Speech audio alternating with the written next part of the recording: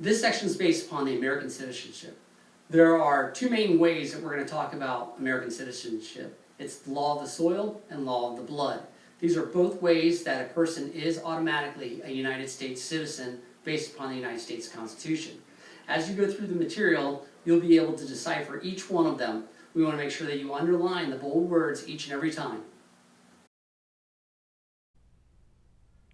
Make sure you're on the first page of your handout. Be sure to have a pen, pencil, and highlighter ready so you can mark the text as we go along.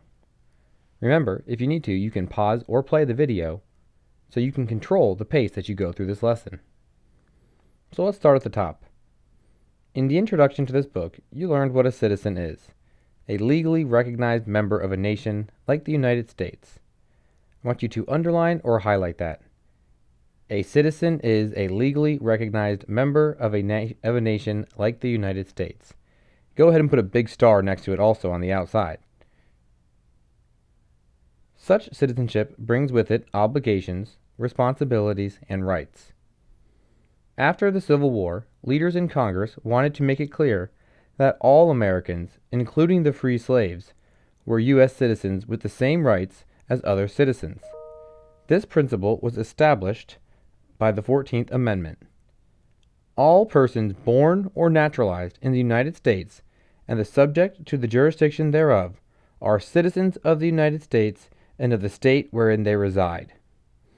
So right above that italicized part, I want you to write 14th Amendment. You can put the number 14 and then amendment, and then circle that italicized part. All persons born or naturalized. So any person born in the United States or naturalized, which remember we learned means becomes a citizen, are citizens of the United States and the state they live in. So you're a citizen of the United States, and an example would be you guys are a citizen of Florida. This amendment made it clear that there were actually two paths to U.S. citizenship. So there were two ways to become a citizen. One was by birth, or two, by becoming a citizen through the naturalization process.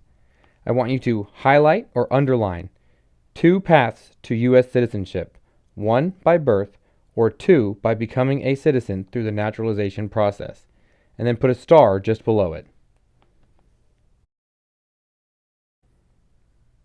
American citizenship. Birthright citizenship. In fact, there are even two ways to become an American citizen at birth, known as birthright citizenship. The first, the law of the soil. Underline or highlight law of the soil. Any person born on American soil is automatically an American citizen. So any person born in the U.S., anywhere in the United States, is automatically a citizen. So even if your parents came from somewhere else, if you were born while they were in the United States, you are a citizen. Just like the picture with the little baby sitting on the whole country of the United States. The second, the law of the blood. Underline or highlight that. Law of the blood. A baby born in another country is still an American citizen at birth if both parents are American citizens, or if one parent is an American citizen who has lived at least 1 year continuously in the United States. That's the long way of saying, as long as one of your parents is a U.S. citizen, you too can be a U.S. citizen, even if you were born somewhere else. If the father, but not the mother, is an American citizen and the parents are not married, special rules will apply. For the child to qualify for U.S. citizenship, the father has to provide convincing evidence of fatherhood. So, law of the blood means that you have a parent, one of your parents is a U.S. citizen. Law of the soil means you were born on U.S. soil. Either one of those are ways that you have birthright citizenship, or you're a natural born citizen.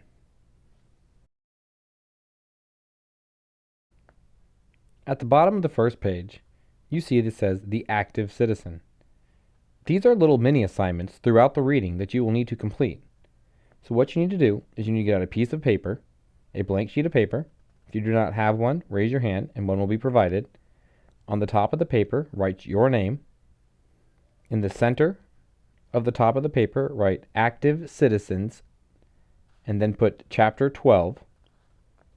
And for the first one, you look at the box below. It starts on page 247, and then you'll turn to the next page and it'll finish it. Here is the part of the current law passed by Congress on birthright citizenship. So this is part of the actual law. The following shall be nationals and citizens of the United States at birth if A, the person is born in the United States and subject to the jurisdiction thereof, B, the person is born in the United States to a member of an Indian, Eskimo, Aleutian, or other aboriginal tribe. Turn the page. C, a person born outside of the United States and its outlying possessions of parents, both of whom are citizens of the United States and one of whom has residence in the United States, or one of its outlying possessions prior to the birth of such person. So that's the long way of saying as long as the parents are citizens. Or D, a person born outside of the United States and its outlying possessions of parents, one of whom is a citizen of the United States who has been physically present in the United States, or an outlying possession for a continuous period of 1 year prior to the birth of such person, and the other of whom is a national but not a citizen of the United States. That's another longer way of saying that as long as one of the parents was a citizen and has lived in the United States for a year prior to the person was born. At the bottom, you see there are 1, 2, 3 triangles. I want you to number them 1, 2, and 3. On your active citizen, number 1, you will read about Sandra's father, read that passage, and you are deciding whether or not the person is a citizen at birth and explain your answer. Number 2, you will do the same thing with James, and number 3 for Maria. Once you've completed that, move on with the video. Now that we've covered the two types of natural-born citizens, we're going to go into the naturalization process. Naturalization is when a person becomes a citizen in a country. So if you came from another country and you come to the United States and want to become a citizen, you go through the naturalization process. When you're reading through this text, make sure you underline or highlight any bold words and their meanings, and also look over the naturalization process, the steps you must go through to become a citizen. Now let's get back to the reading and the marking of the text. Naturalization. The 14th Amendment provides a second pathway to citizenship. Naturalization. Underline or highlight that whole sentence. The 14th Amendment. Because remember, the 14th Amendment is where the rules for citizenship in the United States come from. Naturalization. This is the process by which someone who does not have a U.S. citizenship at birth becomes a U.S. citizen. Those who acquire citizenship through the process are known as naturalized citizens. Go ahead and circle that. So naturalization is when you go through the process of becoming a citizen, and once you've become a citizen, you're known as a naturalized citizen.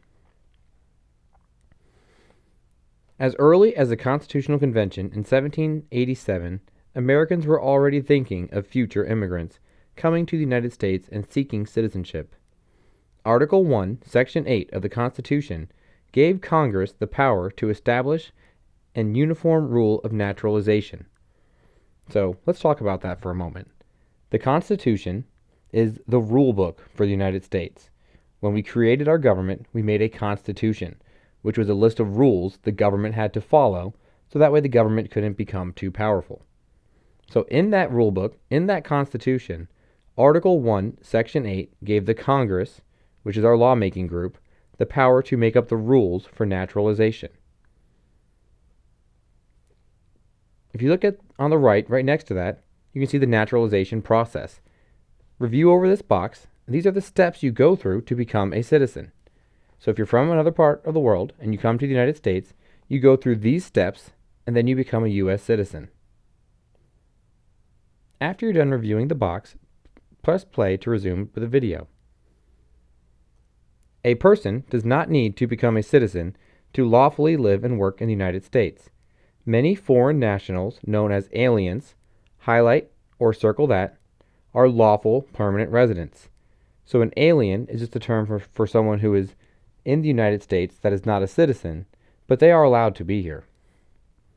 This means they were legally admitted into the United States and have permission to stay and work here. Their lawful permanent residence card is sometimes known as a green card because of its green color. Turn the page. Lawful permanent residents, also known as legal aliens. I want you to underline or highlight lawful permanent residents, also known as legal aliens. So if you are lawfully here, so you're following the laws and you're allowed to be here, the word for it is legal alien. They have many rights. They have the right to live in the United States. They have the right to work. They have the right to seek certification in professions like teaching and law. They have the right to leave and re-enter the United States. They enjoy the guarantees of individual rights found in the Bill of Rights, such as the right to have a lawyer during an interrogation by the police, and the right to a court-appointed lawyer if they're accused of a serious crime, and are too poor to afford a lawyer on their own. However, there are some rights they do not possess, such as the right to vote. The naturalization process has had many positive effects on American government and society.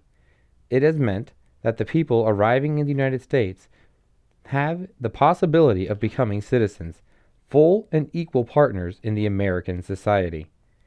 It has meant that immigrants have a chance to contribute their talents and skills to a government service and to an American society as a whole. The fact that immigrants can become fully integrated into American society makes the United States very attractive to newcomers who bring knowledge and skills. Finally, the arrival of so many people from foreign lands within their own foods, languages, customs, and ideas has greatly enriched the American culture. So because of this idea we created from the beginning with the United States, that we wanted immigrants to come here. We're a country that loves the idea of immigrants coming to the United States. These immigrants bring their knowledge, their ideas, and their customs, which makes America the great place it is. This is the end of video 1 of a 2-part video for this unit. Please take this opportunity to stop what you're doing, go back and check to make sure you completed everything you were supposed to in the packet up to this point. If you have, raise your hand and ask what to do next.